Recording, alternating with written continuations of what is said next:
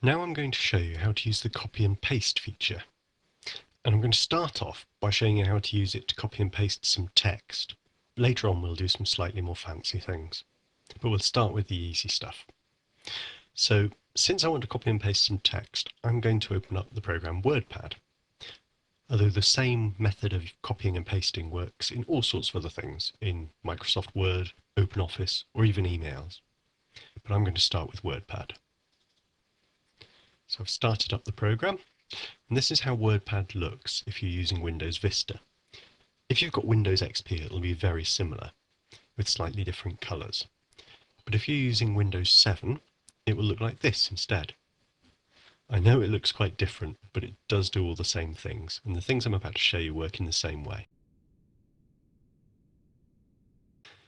If I'm going to copy some text, first of all I've got to have something to copy. So I'm going to use a shopping list.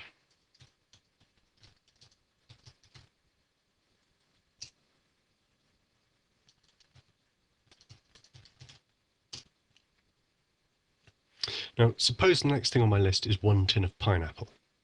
I could type that out again, and in this case it wouldn't take very long, because typing 1 tin of doesn't take long. But there's a quicker way, which is especially useful if it had been anything longer. So first of all, I need to select what I want to copy. First of all, put the text cursor, that's that flashing thing here, to wherever the start of what you want to copy is.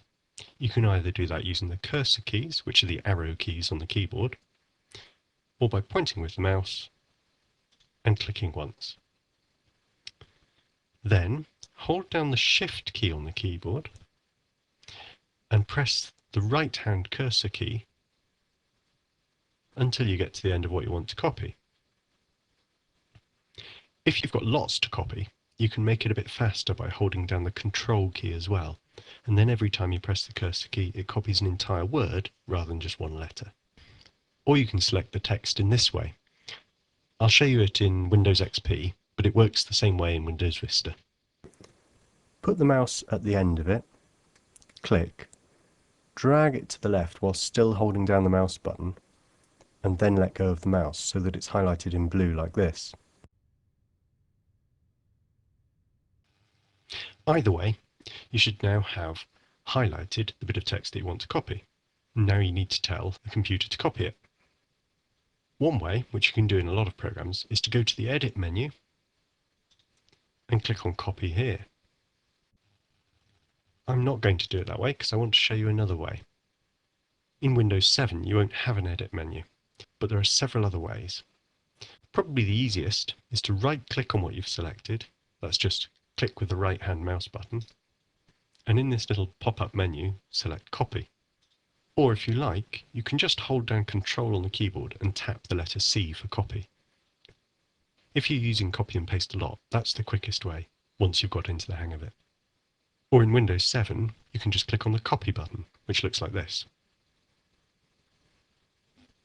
Next you want to put the text cursor wherever it is that you want the new text to appear.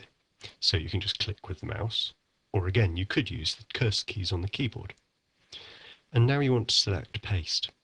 Now you could either go to the Edit menu and select Paste there, you can right click and select Paste here, or there's a keyboard shortcut. This time it's hold down Control and tap the letter V. Now I know V isn't for paste, but it's the letter next to C for copy, so it makes some kind of sense. And in Windows 7 you can click on the Paste button, which is up here near Copy. Whichever way you use, the text that you wanted to copy should now appear. And now I can just type pineapple after it. Now I know this way it didn't actually save me very much time, but if I had more to copy, and if I wanted to list 1 tin of tomatoes, 1 tin of lots of other things, then it might work out quicker. And certainly if you're copying a big chunk of text, for example in a letter, then it could save quite a bit of time. You can also copy and paste from one program to another. Suppose that I found some information on the internet that I want to keep. Maybe I found information about a holiday I want to go on several different websites, and I want to put them together into one document. Or I might want to email some information that I found on the internet to someone else. I'm going to show you how to copy and paste from one program to another. I'm going to use some information from my own website for now. So suppose I want to copy this information here into WordPad. All I do is click at the beginning of what I want to copy, hold down the left-hand mouse button and drag the mouse to the end of it,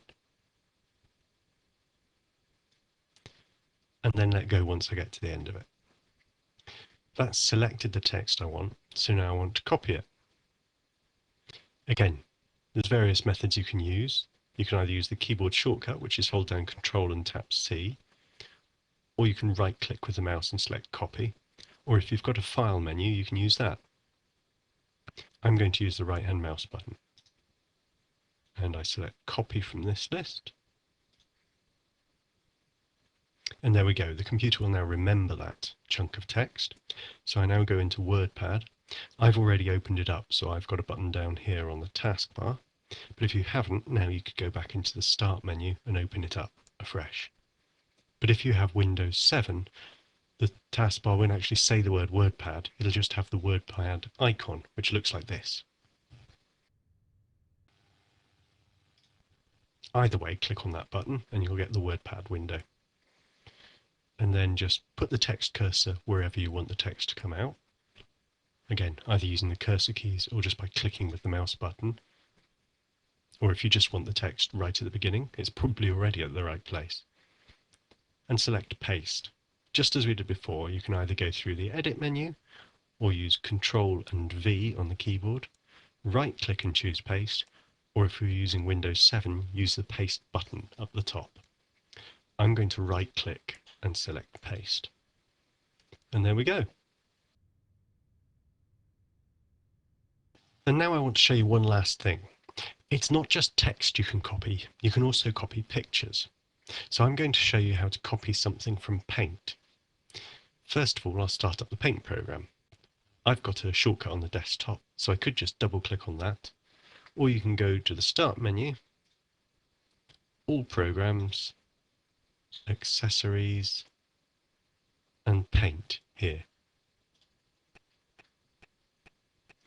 And again, I'm going to need to have something in order to copy it. So I'll draw a picture first, just to demonstrate it. As you can tell, I've always been very good at art.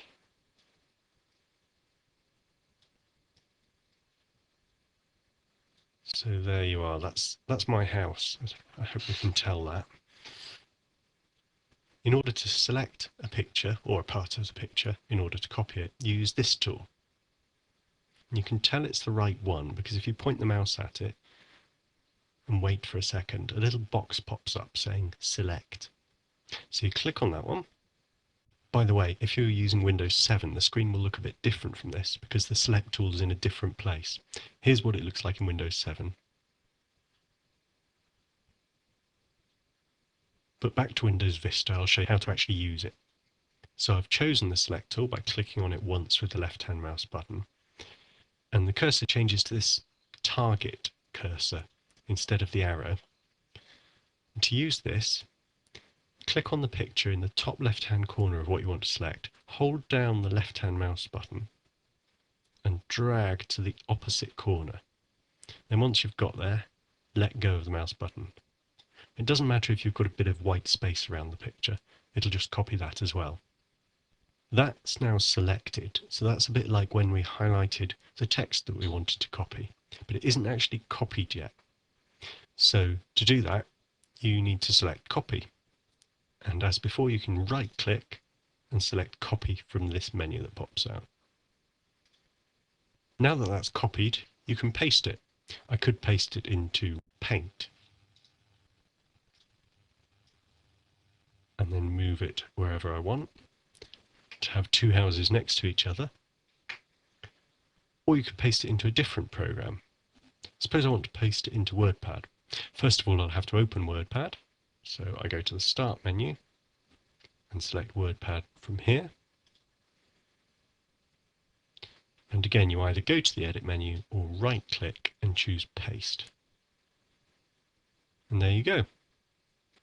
Now, if you chose to use the edit menu instead of right-clicking like I did, you might have noticed underneath paste there's another option called paste special.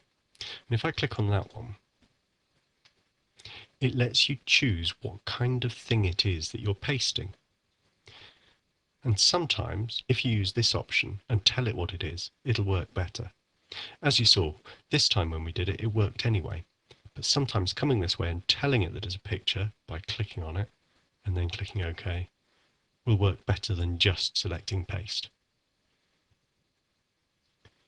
If you're using Windows 7, you won't have the edit menu. So to get into the paste special option, you need to click on this arrow below the paste button and then click on paste special. In this case, it seemed to work fine without using paste special, so I didn't need that. But it's worth knowing about so that if something won't paste, you can always go in there and try that as a second option.